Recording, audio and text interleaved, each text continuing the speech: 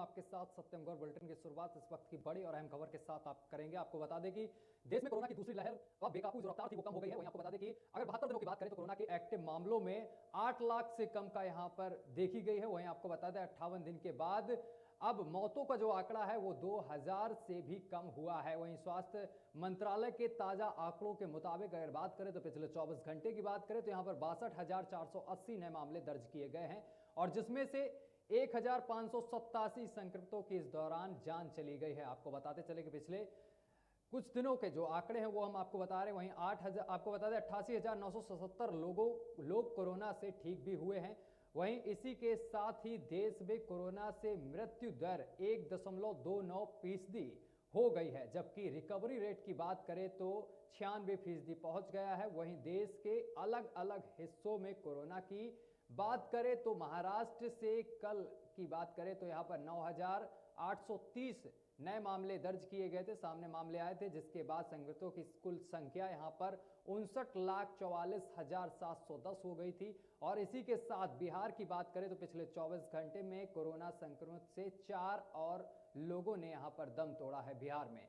और जिसके बाद आपको बता दें कि प्रदेश में अब तक इस संक्रमण से मरने वालों की संख्या बढ़कर 9,527 हो गई है। वहीं हिमाचल प्रदेश की बात करें तो कोरोना संक्रमण से 2 लोगों की मौत हो गई है और जिससे प्रदेश में मरने वालों की संख्या बढ़कर 3,408 हो गई है। वहीं प्रदेश में 292 नए मामले सामने आए हैं। वहीं राजस्थान की बात करें तो यहां पर 205 नए मामले सामने आए हैं और साथ ही आपको बता दें कि 10 और लोगों की इस दौरान यहां पर मौत हुई है और राज्य में अब तक संक्रमण से 8,875 लोगों की मौत हो चुकी है। तो यानी कि जिस तरीके से कोरोना के मामले पहले बढ़ रहे थे, अब उस रफ्तार में धीमी पड़ गई है कोरोना की रफ्तार। लेकिन जो मौतों के आंकड़े हैं वो हम आपको बता रहे हैं। 1,587 लोगों की आज मौत हुई है पिछले 24 घंटे में और जिस तरीके से आंकड़े पहले बढ़ रहे थे, अब आंकड़े कम होते हुए नजर आ रहे हैं। देश में लगातार आंकड़े कम हो रहे हैं। देश में कोरोना की दूसरी लहर यहां पर जो बेकाबू रफ्तार पर अब लगाम लग गई है। वहीं 73 दिनों के बाद कोरोना के एक्टिव मामलों में 8 लाख से कम हुए हैं और 58 दिन के बाद एक दिन में मौतों का आंकड़ा 2000 से कम हो गया है।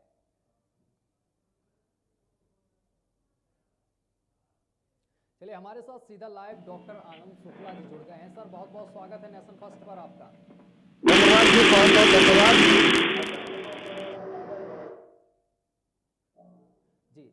आनंद शुक्ला जी, तीसरी लहर आने वाली है जिसका वैज्ञानिकों ने यहाँ पर अंदेशा जताया है, लेकिन अब जिस तरीके से मामले पहले बढ़ रहे थे, 4 लाख से भी अधिक मामले जा रहे थे पूरे देश में, लेकिन अब मामले 1 लाख से भी कम हो रहे हैं, क्या माना जाए? जी जी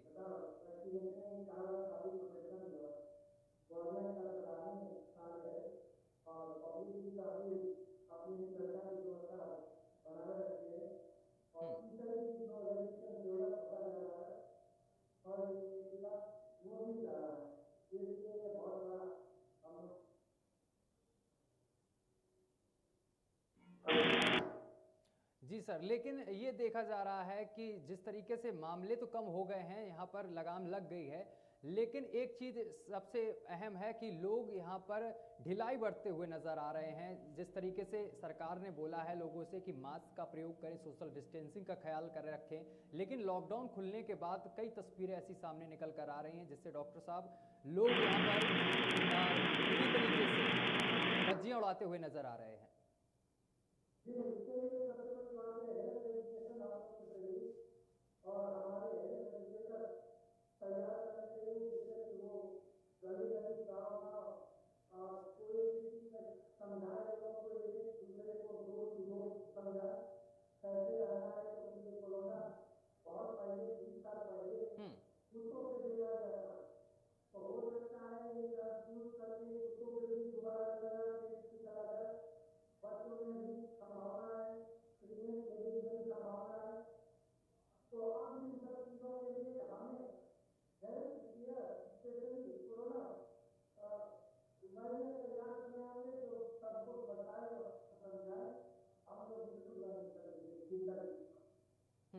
लेकिन सर अब मामले तो कम होते हुए नज़र आ रहे हैं, मौतों की संख्या भी धीरे धीरे घटती हुई नज़र आ रही, कम होती जा रही है।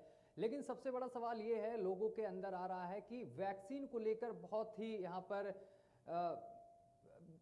यहाँ पर लोग घबराए हुए हैं। कुछ लोगों के मन में ये आ रहा है कि वैक्सीन लगवाने से कुछ हो सकता है, कुछ अलग अलग से ख्याल, और सोशल मीडिया पर इसको लेकर बहुत सी अफवाहें भी उड़ाई जा रही हैं। इसको लेकर सर आप क्या कहेंगे? देखिए ये हर जगह साइंटिफिक या कोई भी चीज जब नहीं आती है तो इसका क्रॉस पास दोनों होता है। लोगों ने कुछ इसका गलत बयान देते हैं लोग कि मर जा रहे हैं लोग, लेकिन हमने देखा कि अभी हमारा पेशेंट था, दूसरे डोज के लिए तुम अभी अपनी बीमारी को पहले चेक करो, उसके बाद जैसे मिल जाओ फिर हो गया और लगवा लिया, लगवाने के बाद बीमारी के कारण ना, लेकिन वो सबको एक करता है घर वाले की सेवा। तो इसी तरीके से इसे हर जगह हो रहा है। कोई हार्ट अटैक उनको पहले से था, हार्ट अटैक हो गया, ये सब भ्रम है, भ्रम को दूर करना चाहिए। और अगर रियल में ये है तो वो है ना फाइलेटिक काम मन तुरंत ब्लड प्रेशर डाउन हो जाता है, ये होती है। बाकी ऐसा कुछ नहीं है जी, तो बढ़िया से वैक्सीनेशन दिया जाए और सारे काम करें।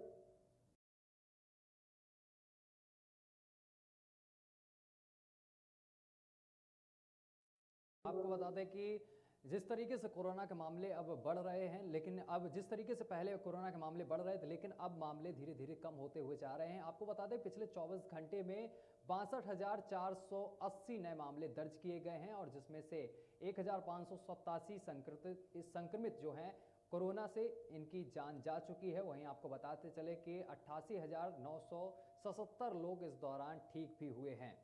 तो अब कोरोना के मामले धीरे धीरे कम होते हुए नजर आ रहे हैं। भारत समेत दुनिया भर में 180 देशों को कोरोना वायरस ने अपनी जद में लिया है, और देश में कोविड-19 के नए मामलों में लगातार गिरावट दर्ज की जा रही है। वहीं आपको बता दें कि केंद्रीय स्वास्थ्य मंत्रालय की ओर से शुक्रवार को जारी आंकड़ों के मुताबिक पिछले 24 घंटे में कोरोना के 62,480 नए मामले दर्ज किए गए हैं। चलिए एक बार फिर से हमारे साथ आनंद शुक्ला जी मौजूद है। आनंद शुक्ला जी, एक और अहम सवाल है आपका ये कि लोगों के जहन में ये आ रहा है कि कौन सी वो वैक्सीन लगवाएं, यानी कि कोवैक्सीन और कोविशील्ड को लेकर यहाँ पर बहुत ही भ्रम फैला हुआ है लोगों के अंदर। इसमें आपका क्या मानना है? देखिए ये सब ब्रांडिंग है जी, और हर जगह लोगों के कुछ पर्सनल आइडियाज भी होते हैं, पर्सनल जेनोमिक्स भी होते हैं। अगर उनके घर में जो ब्रांड सूट किया है वही आप लगवाइए। एक चीज ये भी है, दूसरी चीज कोई ऐसा भी प्रोटीन हम लोगों का नहीं है जो रिएक्ट कर जाए, तो आप कोई सा भी वैक्सीन लगाएं, बड़ा ही सफल रहेंगे। क्योंकि हम लोगों ने देखा है अभी तक जो भी कंट्रोल हम लोगों ने किया है वो वैक्सीन से ही कंट्रोल किया है, और इसमें कोई घबराने की बात नहीं। आप जो मर्जी वो चॉइस से आप लगवाएं। लेकिन सर इस दौरान ये देखा गया है कि जो लोग यहाँ पर डायबिटीज़ के पेशेंट हैं और वो अगर कोविड यानी कि पॉजिटिव हो जाते हैं, तो उनको अपना किस तरीके से ध्यान रखना चाहिए? क्योंकि कोविड जो पेशेंट होते हैं शुगर के, उनको अपना ध्यान यहाँ पर ज़्यादा रखना चाहिए। दवाइयों से भी परहेज़ है, साथ ही खाना पीने पर भी उनका परहेज़ रहता है, और इस दौरान अगर वो पॉजिटिव हो जाते हैं तो उनको अपना किस तरीके से देख रेख करनी चाहिए? बिल्कुल आपने सही कहा। हमारे पेशेंट थे सचिन कुमार, उनको होम क्वारंटाइन रखा मैंने। वो ब्लड शुगर था उनको, क्योंकि इसमें 2-3 चीज़ों का बड़ा ध्यान देना है।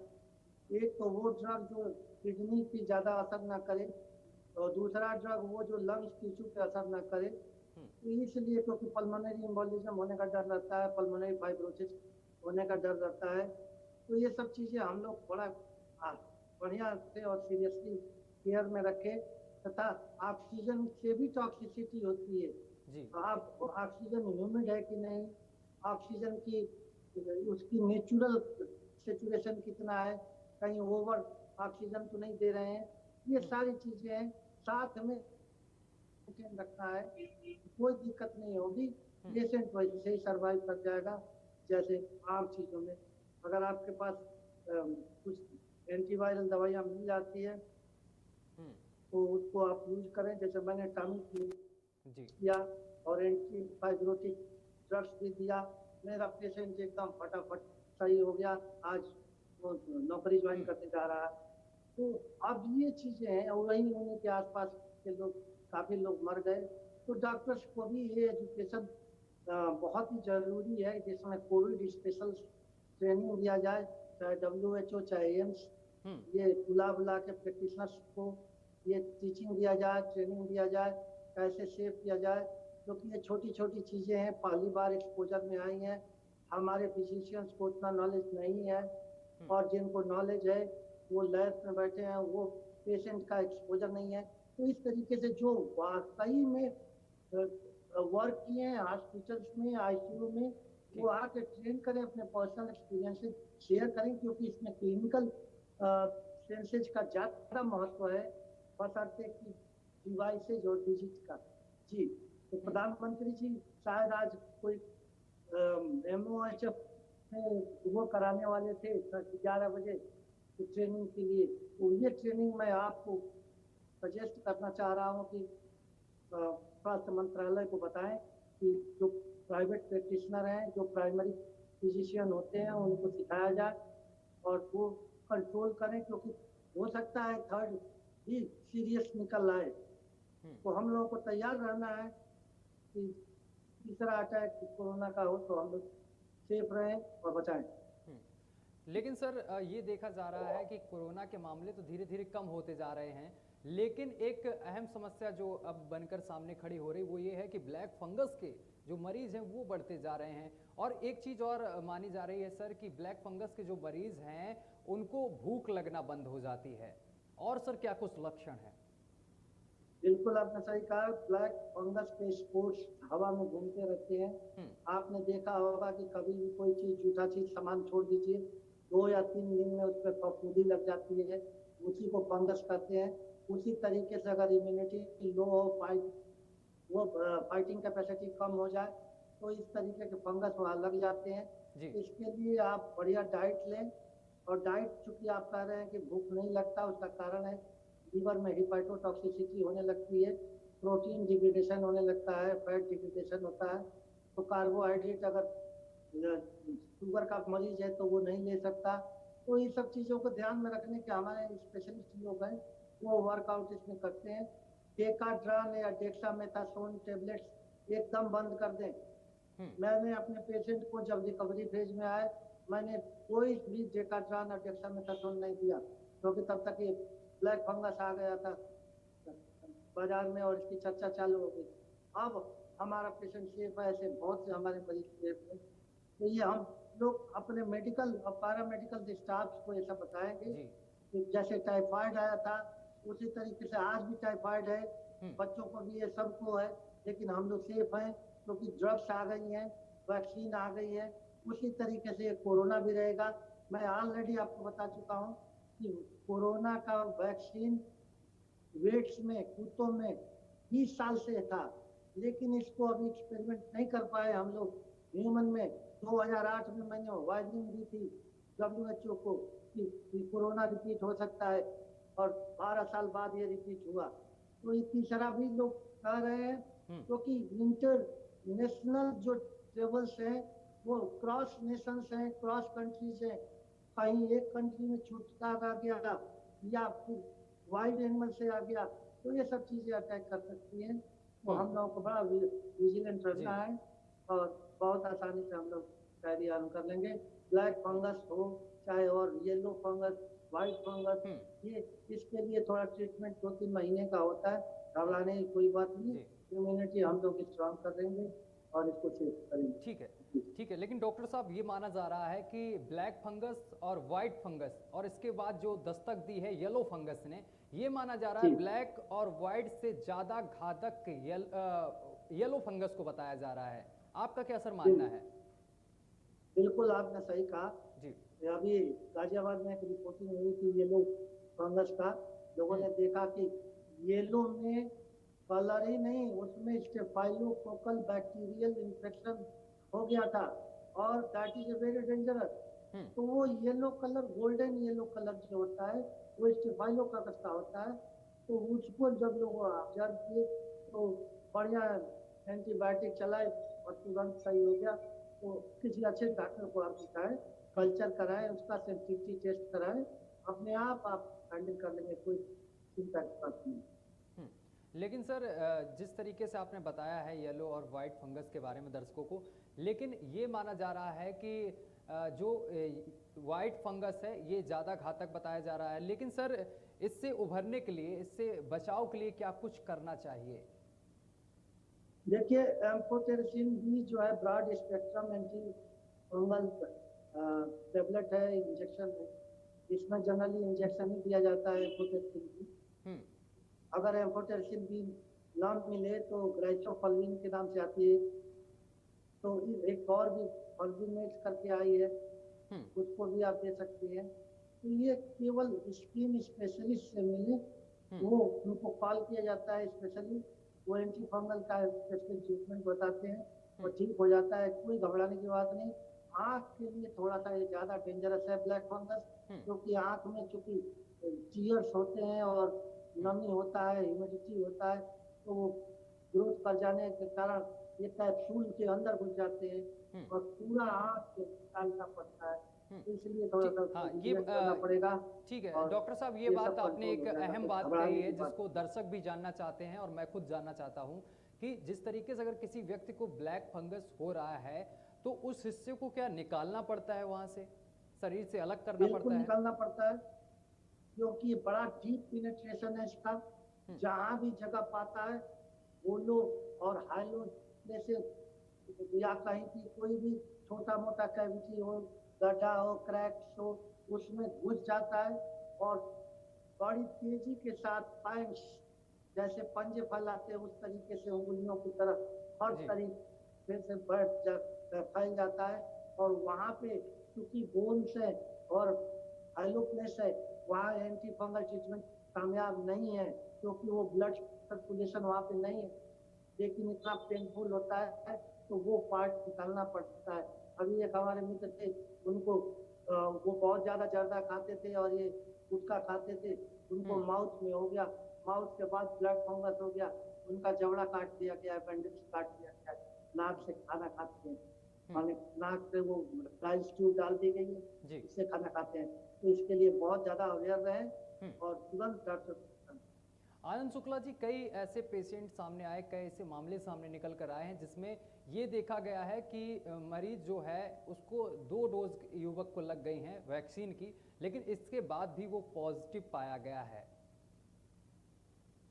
जी पॉजिटिव है, लेकिन एक्टिविटी कम है। हमारे खुद मित्र हैं, कार्डियोलॉजिस्ट हैं जयपुर गोल्डन हॉस्पिटल में, उनको सबसे पहले भी कोविड था, उसके बाद उन्होंने 2 वैक्सीन भी लिए, उसके बाद भी उनको हो गया, तो एक्टिविटी काफी कम हो जाता है, फीवर होता है क्योंकि इम्यूनिटी लोगों में उतना नहीं डेवलप हो पाई, इसलिए कोई घबराने की बात नहीं, कोई डेंजरस वर्क नहीं है और लंग्स में कोई भी ऐसी दिक्कत नहीं होगी जो फाइब्रोसिस हो जाए, क्योंकि लंग्स में इसका इन्फेक्शन काफी खतरनाक है।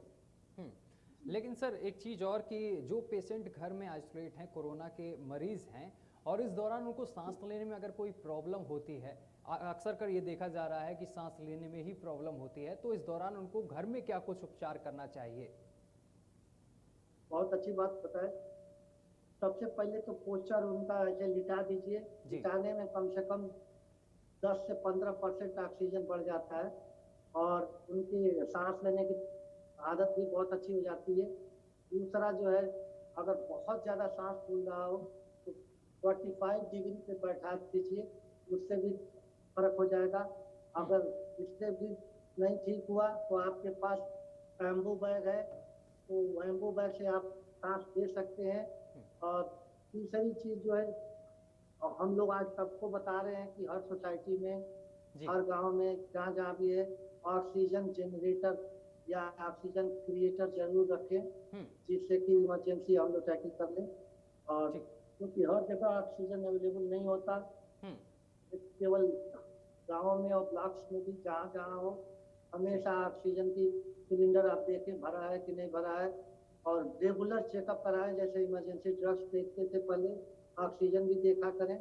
और इसके लिए BLS ट्रेनिंग देनी चाहिए, बेसिक लाइफ सपोर्ट सिस्टम, जी जिसमें बिना ड्रग के कैसे पेशेंट को सर्वाइव कराया जाता है। बहुत पहले हमारे मनमोहन सिंह ने ये लागू कराया था, लेकिन तब से ये बंद है और ये आगे नहीं बढ़ पाया। फिर बाद में इसमें थाने वाले भी बड़ा मदद किए थे, पुलिस वालों ने बेसिक लाइफ सपोर्ट सिस्टम सिखाना चौराहे चौराहे पे शुरू किया। अब उन लोगों से फिर से हम लोग प्रार्थना करेंगे कि दोबारा ये BLS ठीक है। सिखाए।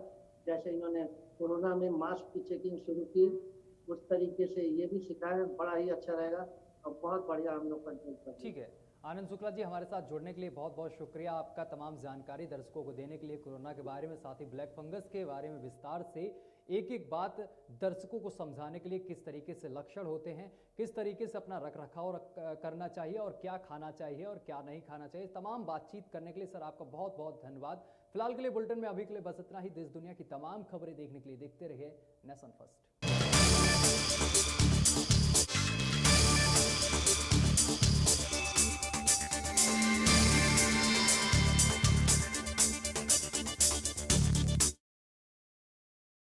की राजधानी बेंगलुरु में भी पेट्रोल 100 रुपए प्रति लीटर के करीब और पिछले 27 दिनों में यानी 4 मई से अब तक पेट्रोल की जो कीमत है 6.61 रुपए प्रति लीटर का इजाफा हुआ है। वहीं इस पर दौरान जो डीजल की कीमत है वो 6.91 रुपए प्रति लीटर महंगा हो गया है। आपको बता दें कि पेट्रोल डीजल के जो दाम